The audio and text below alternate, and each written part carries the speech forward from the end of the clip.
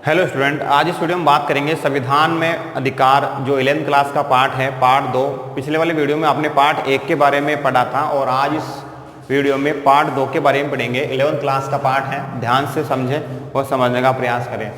संविधान में अधिकार जो प्राप्त हैं, उन अधिकारों के बारे में इस वीडियो में बात करेंगे। ये जानने से पहले जानते हैं कि अधिकारों का घोषणा पत्र किसे कहते हैं। किसी भी देश के संविधान में जो नागरिकों के अधिकार संरक्षित किए जाते हैं, जिन अधिकारों को सूचीबद्ध तरीके से पेश किया जाता है, रखा जाता है किसी भी देश के संविधान में, तो उस अधिकार पत्र को ही, उस सूची को ही अधिकार कहा जाता है, जो नागरिकों को, वहाँ के लोगों को प्रदान किए जाते हैं। तो ये जो अधिकार होते हैं, ये सरकार नागरिकों के विरुद्ध काम करने से रोकते हैं। हमेशा अधिकार जो है नागरिकों को, सरकार नागरिकों के खिलाफ काम नहीं कर सकती, ये अधिकार उन्हें सुनिश्चित कराते हैं और उल्लंघन होने पर सरकार इनके उपचार की व्यवस्था करती है। तो संविधान में प्रदत्त अधिकारों का जो एक सूचीबद्ध तरीके को अधिकार कहते हैं, इस बात को आप ध्यान रखें। और इनका उल्लंघन होने पर सरकार इनके उपचार की व्यवस्था को सुनिश्चित करती है। अधिकार जो है संविधान में, भारतीय संविधान के जो अनुच्छेद है 12 से 35 के बीच में अधिकारों का वर्णन मिलता है। मौलिक अधिकार जिसे हम कहते हैं, आम बोलचाल की भाषा में मौलिक अधिकार कहते हैं। पहली बार जो मौलिक अधिकारों के संबंध में जो मांग उठाई थी, वो पंडित मोतीलाल नेहरू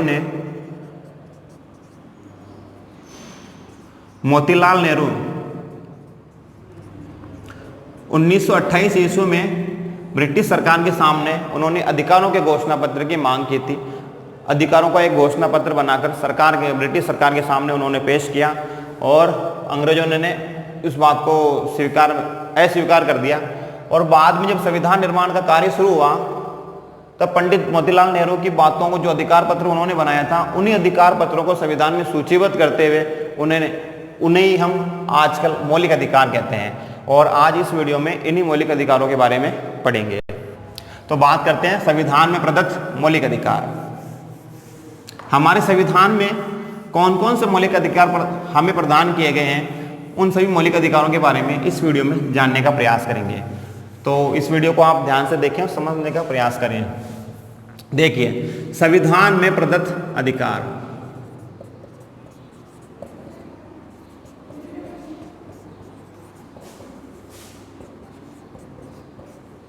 भारतीय संविधान का भाग 3 जो है, हमारे भारतीय संविधान में जो कुल भाग है, वो 22 भाग हमारे संविधान में वर्णित है। 395 अनुच्छेद हमारे भारतीय संविधान में वर्तमान में है। 395 अनुच्छेद है, 12 अनुसूचियाँ शामिल की गई है। इन सभी को मिलकर हमारा भारतीय संविधान तैयार होता है। तो इन 22 भागों में से एक भाग हमारा है जो मौलिक अधिकारों का उल्लेख करता है, वो है भाग 3। जो भाग 3 है, उसके अनुच्छेद 12 से 35, अनुच्छेद 12 से लेकर 35 तक मौलिक अधिकारों का उल्लेख किया गया है, जिसके अंतर्गत नागरिकों को अधिकार प्राप्त होते हैं। ये जो भाग 3 है, इस भाग 3 को संविधान का मैग्ना कार्टा कहा जाता है। मैग्ना कार्टा कहा जाता है। मैग्ना कार्टा क्या है? मैग्ना कार्टा वर्ष 1215 ईस्वी में इंग्लैंड के राजा ने इंग्लैंड के लोगों को जो अधिकार दिए, जो अधिकार पत्र उन लोगों के सामने रखा, उन अधिकार पत्रों को ही मैग्ना कार्टा कहा गया इंग्लैंड में। और अब ये जो मौलिक अधिकार हैं, ये मौलिक अधिकार हमें हमारे संविधान के भाग 3 में प्राप्त होते हैं। तो हमने इसे संज्ञा दी, एक उपनाम दिया कि ये हमारे लिए क्या है, हमारे देश के लिए मैग्ना कार्टा है। तो इस बात को आप ध्यान रखें। मैग्ना कार्टा भारतीय संविधान के भाग 3 को कहते हैं। 12 से 35 मौलिक अधिकारों को उल्लेख किया गया है। हमारे संविधान में जो मौलिक अधिकार प्राप्त है, उनमें से पहला मौलिक अधिकार है समानता का अधिकार। समानता का अधिकार जो अनुच्छेद 14 से 18 के बीच में समानता की बात करता है हमारा भारतीय संविधान। जिस इसमें समानता में क्या क्या बात की गई है, देखिए पहली जो बात है अनुच्छेद 14 जो करता है वो है विधि के समक्ष समानता। विधि के समक्ष समानता यानी कि इसका आशय यह है कि कानून की नज़र में सभी लोग समान होंगे। कानून के सामने कोई भी व्यक्ति खड़ा है, कानून ये नहीं देखेगा कि ये बड़ा है, ऊंचा है, छोटा, अमीर है, गरीब है, या ये मंत्री है, अधिकारी है, इस बातों को ध्यान में नहीं रखेगा। कानून की नज़र में सभी लोग बराबर होंगे। विधि सबके साथ समान व्यवहार करेगी, इस बात का आप ध्यान रखें। सभी कानून नज़र में समान होंगे। कानून किसी भी व्यक्ति से किसी प्रकार का कोई भेदभाव नहीं रखेगा। तो ठीक है, ये आपने इसमें जाना विधि के समक्ष समानता। इसमें एक बात और कही गई है जो है विधियों का समान संरक्षण। विधियों का समान संरक्षण ऊपर पहले हमने पढ़ा था कि विधि के समक्ष समानता कानून की नज़र में सभी लोग समान होंगे, इस बात का प्रावधान किया गया है समानता के अधिकार में। तो कानून सभी लोगों के साथ एक जैसा समान व्यवहार कर नहीं सकता, इसीलिए हमने ये प्रावधान किया हमारे संविधान में, विधियों का समान संरक्षण होगा। अगर कोई व्यक्ति किसी कारण से अक्षम है, किसी काम को वो अच्छे तरीके से परफॉर्म नहीं कर पाता है, तो ऐसी स्थिति में विधियों का उसके लिए समान संरक्षण हो ही नहीं सकता। कानून सभी लोगों के साथ एक जैसा व्यवहार कर ही नहीं सकता, इसीलिए अलग अलग कैटेगरीज जो बनाई जाएगी वो इसके तहत बनाई जाएगी। महिलाओं के लिए अलग नियम होंगे, बच्चों के लिए अलग नियम होंगे, SC ST OBC के लिए, विकलांगों के लिए, इन सब बातों का प्रावधान इसके तहत किया जाता है, विधियों के समान संरक्षण। जो ऊपर हमने पढ़ा था विधि के समक्ष समानता, विधि के समक्ष समानता की जो अवधारणा है ये हमने इंग्लैंड से ग्रहण की है। और इंग्लैंड में एक विद्वान थे डाइसी, जिन्होंने कॉन्सेप्ट दिया था rule of the law. Rule of the law जिसे हिंदी में कहते हैं विधि का शासन। विधि के शासन से प्रेरित होकर ही भारतीय संविधान में हमने इसे इंग्लैंड से ग्रहण किया, और विधि के शासन को प्रेरित करता है इंग्लैंड के शासन से प्रेरित होकर भारतीय संविधान में इसे हमारे संविधान निर्माताओं ने ग्रहण किया था। डाइसी का एक कॉन्सेप्ट था, डाइसी का सिद्धांत था रूल ऑफ द लॉ, विधि का शासन, इसी से प्रेरित होकर हमने इसको ग्रहण किया। दूसरी जो बात हमने की थी विधियों का समान संरक्षण। विधियों का समान संरक्षण है, ये अमेरिका का कॉन्सेप्ट है, अमेरिका के संविधान से ग्रहण किया गया हमने। इस बात को, दोनों बातों का आप ध्यान में रखें। अब बात करते हैं समानता के बारे में होगी। समानता के बारे में और क्या क्या प्रावधान किए गए हैं। समानता को लेकर राज्य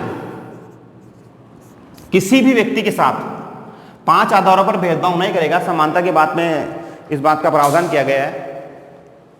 समानता के लेकर समानता में 5 आधार कौन कौन 5 आधार कौन कौन से होंगे? वो 5 आधार है जन्म स्थान, मूल वंश,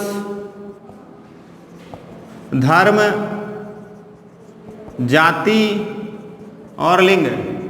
इन 5 आधारों पर राज्य किसी भी नागरिक के साथ किसी भी आधार से भेदभाव नहीं करेगा।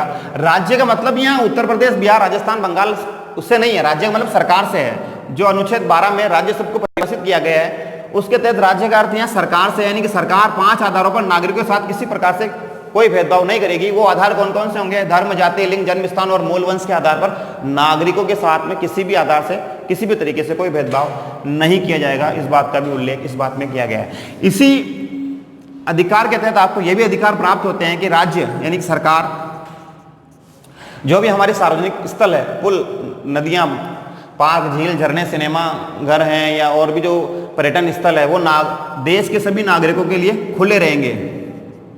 देश के सभी लोगों के लिए खुले रहेंगे। सभी लोग वहां जा सकते हैं, उनका आनंद ले सकते हैं।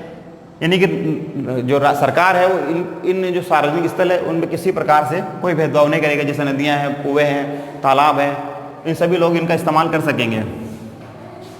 इसी में समानता में एक बात और कही गई है। समानता में जो है वो है राज्य। देखिए समानता में और आगे बात की गई है राज्य का अर्थ मैंने आपको भी बताया। राज्य रोजगार देते समय नागरिकों के साथ किसी प्रकार से कोई भेदभाव नहीं करेगा। यानी कि इसका आशय हो गया रोजगार में समान अवसर।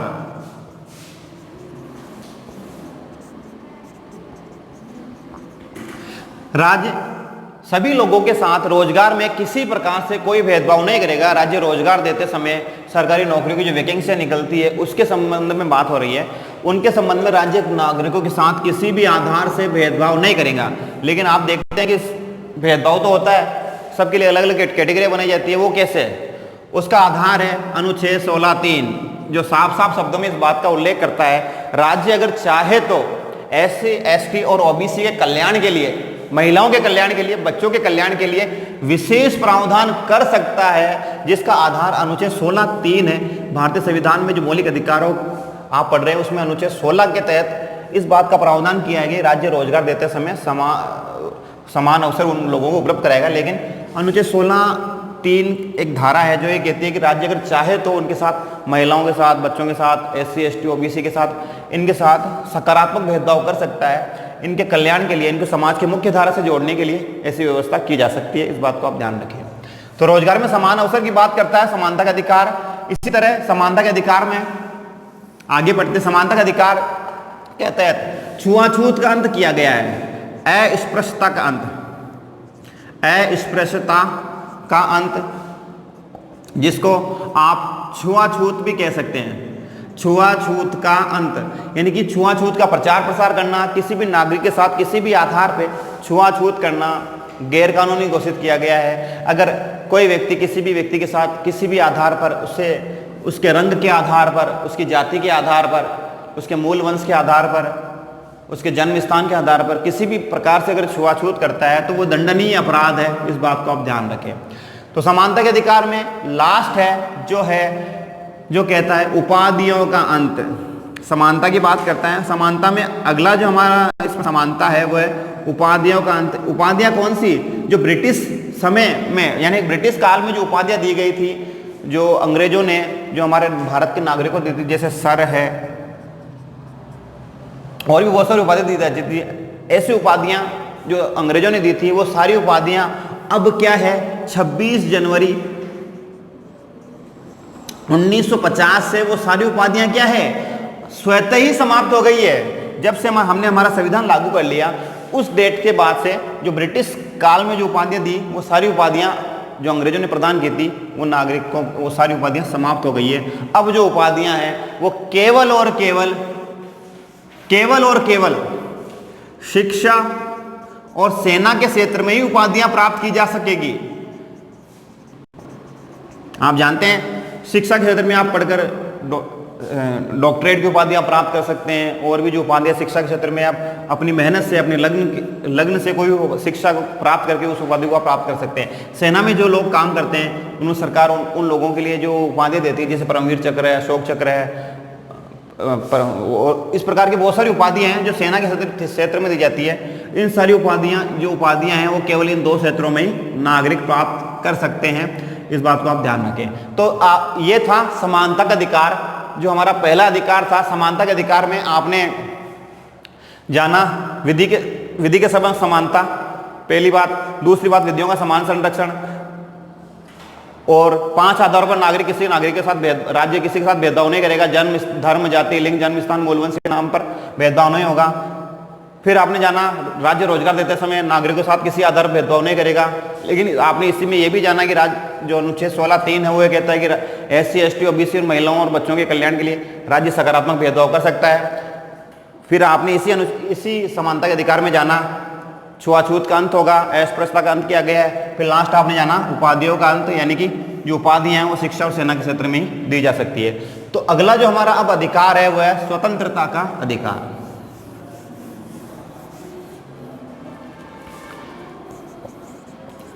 स्वतंत्रता का अधिकार जो भारतीय संविधान में अनुच्छेद 19 से 22 के बीच में स्वतंत्रता की बात की गई है। स्वतंत्रता है वो कैसे नागरिकों को होगी, इन बारे में बताया गया है। जो पहली नागरिकों की स्वतंत्रता है वो है सभी नागरिकों को सम्मेलन करने की स्वतंत्रता, एक जगह इकट्ठा होने की स्वतंत्रता, सम्मेलन करने। सम्मेलन कैसा? शांतिपूर्ण तरीके से शस्त्र रहित, शांतिपूर्ण तरीके से शस्त्र रहित, यानी कि सभी लोग सम्मेलन कर सकते हैं शांतिपूर्ण तरीके से। तो इस बात को आप ध्यान रखें, शांतिपूर्ण एक जगह इकट्ठा हो सकते हैं, शस्त्र रहित सम्मेलन किया जा सकता है। दूसरा जो है वो है संगठन बनाने संघ बनाने की स्वतंत्रता होगी। सभी नागरिकों को, भारत के नागरिकों को संगठन बनाने की स्वतंत्रता है, शांतिपूर्ण सम्मेलन करने की स्वतंत्रता है, एक जगह इकट्ठा होने की स्वतंत्रता है। लेकिन संगठन कैसा, कहीं ऐसा संगठन तो नहीं हो जो इसकी देश की आंतरिक सुरक्षा को खतरा पहुंचता हो, ऐसे संगठन बनाने पर पाबंदी रहेगी। तीसरा है रहने बसने की स्वतंत्रता। भारत के नागरिक पूरे संपूर्ण देश में कहीं पर भी रह बस सकते हैं, कहीं पर भी वो आ जा सकते हैं। चौथी जो है भ्रमण करने की स्वतंत्रता। पूरे भारतवर्ष में नागरिक कहीं पर भी आ जा सकेंगे, भ्रमण कर सकते हैं, घूम सकते हैं, फिर सकते हैं। जो पांचवा है वो है व्यापार या पेशा चुनने की स्वतंत्रता। देश के सभी नागरिक अपनी स्वेच्छा से किसी भी प्रकार से कोई भी व्यवसाय या अपना बिजनेस है वो शुरू कर सकते हैं। इस बात का जो प्रावधान है वो हमारे स्वतंत्रता के अधिकार में प्राप्त होता है। तो ये कुछ स्वतंत्रता अधिकार थे। अब बात करते हैं स्वतंत्रता में और कौन कौन सी बातें की गई है। स्वतंत्रता में ये इस बात का प्रावधान किया गया है कि जो व्यक्ति जब गिरफ्तार हो जाता है तो ऐसी स्थिति में उसे जो अधिकार प्राप्त होंगे वो कौन से होंगे। व्यक्ति जब गिरफ्तार होगा तो उसके तहत उसे जिस समय जिसने जो अपराध किया है उसे उसी अपराध के तहत गिरफ्तार किया जाएगा। जिस व्यक्ति ने जिस समय जो अपराध किया उसे उसी अपराध के तहत गिरफ्तार किया जाएगा, उसी अपराध के तहत। यानी कि मान लो किसी व्यक्ति ने अपराध किया चोरी का, लेकिन उसे मृत्युदंड के कोई और जो हत्या के मामले में गिरफ्तार नहीं कर सकते। यानी कि उसने चोरी की है तो चोरी के तहत ही उसे गिरफ्तार किया जाएगा, किसी और अपराध के तहत गिरफ्तार नहीं किया जा सकता। और नागरिक, जो भारत के नागरिक हैं, वो स्वयं के विरुद्ध गवाही नहीं दे सकेंगे। खुद के खिलाफ गवाही देना गैरकानूनी है। तीसरी जो बात है वो है एक अपराध के लिए एक बार ही दंड दिया जा सकेगा। एक अपराध के लिए एक बार दंड की व्यवस्था की गई है। एक व्यक्ति ने अगर एक समय एक अपराध किया है तो उसे एक ही अपराध के तहत सजा मिलेगी। बार बार कोई अपराध अगर वो करता है तो फिर उसे अलग सजा मिलेगी। यानी कि मान लो एक बार चोरी की तो एक बार ही सजा मिलेगी। ऐसा नहीं कि कहीं भी चोरी की तो उसी को सजा देंगे, ऐसा नहीं है। अब बात करते हैं इसी में जो हमारा है स्वतंत्रता और कौन कौन सी होंगी। देखिए, स्वतंत्रता के अधिकार के तहत लोगों को जीने का अधिकार भी दिया गया है। जीने का अधिकार जो भारतीय संविधान का अनुच्छेद 21 इस बात का प्रावधान करता है। जीने का आशय क्या है? राज्य सभी लोगों को गरिमापूर्ण जीवन उपलब्ध कराएगा। गरिमापूर्ण जीवन। देखो, जीवन तो हम सभी जीते हैं, आप भी जीते हैं। सड़क पर जो भिखारी सो रहा है वो भी अपना जीवन जीता है, लेकिन जीवन कैसा? गरिमापूर्ण जीवन होगा। सरकार ऐसे नागरिकों के लिए अवसर उपलब्ध कराएगी कि वो अपना जीवन गरिमापूर्ण जी सके। हमारा संविधान मरने का अधिकार किसी को नहीं देता, इसलिए आत्महत्या करना गैरकानूनी घोषित किया गया है। मरने का अधिकार नहीं है, मरने का अधिकार संविधान नहीं देता है। सभी लोगों को जीने का अधिकार हमारा संविधान देता है। इसी जीने के अधिकार के तहत 60 अन्य प्रकार के अधिकार भी दिए गए हैं, जैसे शुद्ध भोजन करने का अधिकार, शुद्ध पर्यावरण का अधिकार, विदेश जाने का अधिकार, अपने मामलों की शीघ्र सुनवाई करने का अधिकार। ये जो और बाकी अधिकार है वो इसी अधिकार के तहत माने गए हैं। जैसे विदेश जाने का अधिकार, ये भी क्या है? लोगों का मौलिक अधिकार है। अपने मामलों की शीघ्र सुनवाई करवाना, ये भी उसका मौलिक अधिकार है। इसके तहत शुद्ध पर्यावरण, वो भी इसका अधिकार है। गहरी नींद लेना, वो भी नागरिकों का अधिकार है। किसी भी व्यक्ति को गहरी नींद में जगाना, ये भी एक अपराध की श्रेणी में आता है। तो मरने का अधिकार नहीं है। जैनों में एक प्रथा चलती है, संथारा प्रथा। राजस्थान हाईकोर्ट ने इस संथारा प्रथा को 2015 में, वर्ष 2015 में इसे आत्महत्या करार देते हुए इसको असंवैधानिक ठहराया था। 2015 में राजस्थान हाईकोर्ट ने इस प्रथा को गैरकानूनी घोषित कर दिया, ये कहते हुए कि ये प्रथा क्या है? ये मरने की ओर, यानी कि लोगों को आत्महत्या करने के लिए प्रेरित करती है। इसलिए प्रथा क्या है? जैन संत जो होते हैं इस प्रथा के तहत धीरे धीरे अन्न और जल का त्याग करते हुए वो अपने शरीर का त्याग करते हैं। उनका ये मानना है कि इस प्रथा के तहत उन्हें मोक्ष की प्राप्ति होती है। तो राजस्थान हाईकोर्ट ने माना कि ये जो प्रथा है ये कहीं ना कहीं नागरिकों को क्या करती है? आत्महत्या की ओर ले जाती है। इसलिए ये क्या है, हमारे जीने के अधिकार का उल्लंघन करती है। इस प्रथा को समाप्त कर दिया राजस्थान हाईकोर्ट ने। जब मामला बहुत गंभीर हुआ तब जैन धर्म के लोगों ने इसे सुप्रीम कोर्ट में चैलेंज किया। राजस्थान हाईकोर्ट के मामले को सुप्रीम कोर्ट में चैलेंज किया। तब सुप्रीम कोर्ट ने इसके संबंध में निर्णय देते हुए कहा कि जो संथारा प्रथा है, संथारा प्रथा अनुच्छेद 21 का उल्लंघन नहीं करती है, ये जीने के अधिकार का उल्लंघन नहीं करती है।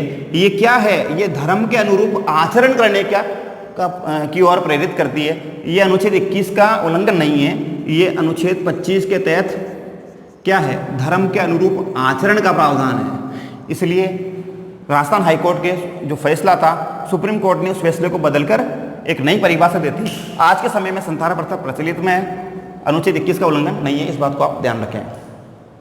इसी स्वतंत्रता के अधिकार में एक और अधिकार हमारा है, वो है जब किसी व्यक्ति को पुलिस गिरफ्तार करती है तब ऐसे समय जो उससे अधिकार प्राप्त होते हैं वो भी स्वतंत्रता के अधिकार में शामिल किए जाते हैं। जैसे किसी व्यक्ति को पुलिस ने गिरफ्तार किया तो उसे अपनी गिरफ्तारी के कारणों को जानने का अधिकार होगा। गिरफ्तारी के कारणों को जानना, उसे भाई क्यों गिरफ्तार किया जा रहा है वो ये पूछ सकता है पुलिस वालों से।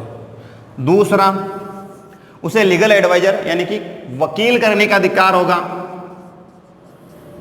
यानी कि वो वकील कर सकता है। तीसरा, उसे 24 घंटे के अंदर अंदर मजिस्ट्रेट के सामने, जज के सामने पेश होने का अधिकार, 24 घंटे के अंदर अंदर उसे जज के सामने पेश किया जा सकता है। अगर किसी दौरान छुट्टी है, सैटरडे संडे किसी प्रकार की रात की छुट्टी है, तो उस छुट्टी के दौरान मजिस्ट्रेट के घर पे पेश करने का प्रावधान भी इसी के तहत किया गया है। तो ये कुछ स्वतंत्रता अधिकार के बारे में थे। लेकिन ये जो आपने अभी जाने कि गिरफ्तार व्यक्ति को अधिकार ये दिए गए हैं, लेकिन ये उन लोगों पर लागू नहीं होंगे जो निरोधक कानून के तहत गिरफ्तार किए जाते हैं। एंटी डिफ्लेक्शन लॉ जिसको कहते हैं, उसके तहत गिरफ्तार किए जाते हैं, उन लोगों पे ये लागू नहीं होंगे। वो कौन कौन से नियम है, जैसे मान लो किसी भी व्यक्ति ने महिलाओं पे अपराध किए हैं या किसी भी नागरिक ने ऐसे अपराध किए हैं तो जघन्य अपराधों की श्रेणी में आते हैं। जैसे टाडा है, पोटा है, पीटा है, पॉक्सो है, या ऐसे अपराध या आपके ऐसे अपराध हैं जो किसी दूसरे शत्रु राष्ट्र है, जो भारत के शत्रु राष्ट्र उससे संबंध आपने रखे हैं, या आतंकवादियों को आपने प्रोटेक्ट किया है, इनको संरक्षित किया है, तो ऐसे अपराधों के तहत आप गिरफ्तार किए जाएंगे। किसी नागरिक को गिरफ्तार करती है पुलिस, तो उन पे ये तीनों बातें लागू नहीं होगी जो आपने पहले पढ़ी थी। तो इस वीडियो में आपने जाना 2 अधिकार हमने पढ़े हैं, समानता का अधिकार, स्वतंत्रता का अधिकार, और अगले वाले वीडियो में पढ़ेंगे बाकी जो बच गए अधिकार हमारे, उनके बारे में पढ़ेंगे। तो आज के लिए इतना ही, मिलते हैं फिर से नई वीडियो में। Thanks for watching.